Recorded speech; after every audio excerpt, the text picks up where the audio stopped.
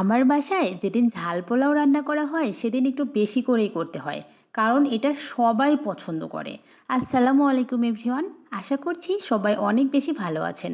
আজকে আপনাদেরকে রান্না করে দেখাবো নওগাঁর ঐতিহ্যবাহী একটা খাবার, সেটা হচ্ছে ঝাল পোলাও।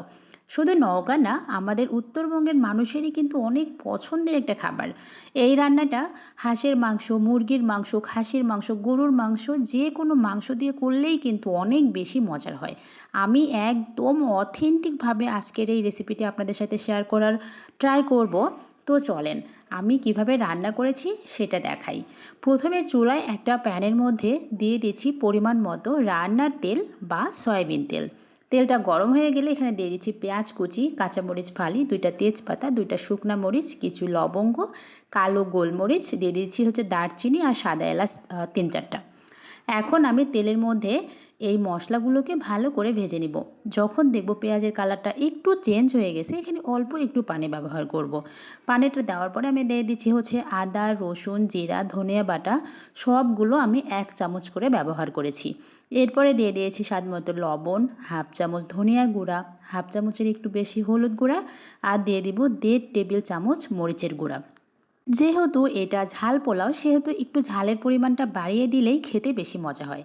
এখন মশলাটাকে একটু ভালো করে ভাজা ভাজা করে নিয়ে এখানে আমি দিয়ে দিচ্ছি কেটে পরিষ্কার করে রাখা মুরগির মাংস। আমি আজকে ঝাল পোলাও মুরগির মাংস দিয়ে করেছি। আপনার কাছে যে মাংসই থাকবে সেই মাংস দিয়েই কিন্তু করে নিতে পারবেন। এখন আমি মাংসটাকে 1 থেকে 2 মিনিটের মতো একটু ভেজে নিয়ে এখানে দিয়ে দিচ্ছি হচ্ছে ছোলা। আমি ছোলা হচ্ছে 8 থেকে 10 ঘন্টার মতো পানিতে ভিজিয়ে রেখে একটু লবণ দিয়ে সেদ্ধ করে নিয়েছি। 90% মতো সেদ্ধ করে নিয়েছি। এখন মুরগির মাংসের সাথে ছোলাও ভালো করে একটু ভেজে নিয়ে কষানোর জন্য পরিমাণ মতো পানি দিয়ে দিচ্ছি। পানিটা দিয়ে এখন ঢাকনা দিয়ে ঢেকে মিডিয়াম হিটে আমি 8 থেকে 10 মিনিটের মতো কষিয়ে নিয়েছি। এভাবে কষানোর সময় কিন্তু ছোলা আর মুরগির মাংস একদম রান্না হয়ে যাবে। ঠিক সেই মুহূর্তে আমি এখানে দিয়ে দিচ্ছি আতপ চাল। আমি আজকের এই ঝাল পোলাও আতপ চাল দিয়ে রান্না করছি। আপনি চাইলে ভাতের চাল, তারপরে হচ্ছে পোলার চাল, যে কোনো চাল দিয়ে করে নিতে পারবেন। মাংসের মধ্যে চালটা দেওয়ার পরে কিন্তু একদম চালটা ভালো করে ভেজে নিতে হবে, চালে কোনো প্রকার পানি থাকা যাবে না। এই সময় কিন্তু আপনি যত বেশি চালটাকে ভালো করে ভেজে নেবেন, এই ঝাল পোলাওটা খেতে তত বেশি মজার হবে। একদম চালটা যখন ঝরঝরে হয়ে যাবে তখন বুঝে নিতে হবে চালটা ভাজা হয়ে গিয়েছে।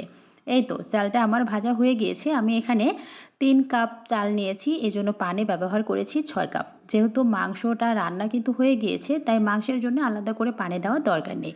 এখন ঢাকনা দিয়ে ঢেকে প্রথমে একটা বলক উঠে আসলে এখানে আমি হচ্ছে একটু লবণটা চেক করে নিচ্ছি। অবশ্যই চেষ্টা করবেন এই সময় যেন লবণটা চেক করেন, পরে কিন্তু চেক করার আর সুযোগ নেই।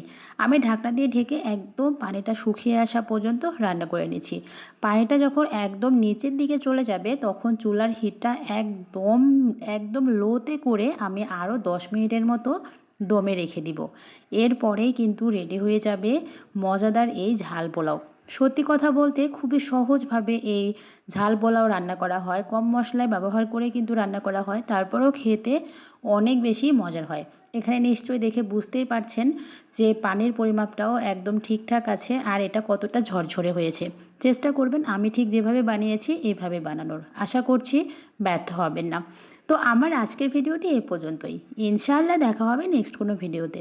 সে পর্যন্ত সবাই অনেক বেশি ভালো থাকবেন আর আমার জন্য দোয়া করবেন।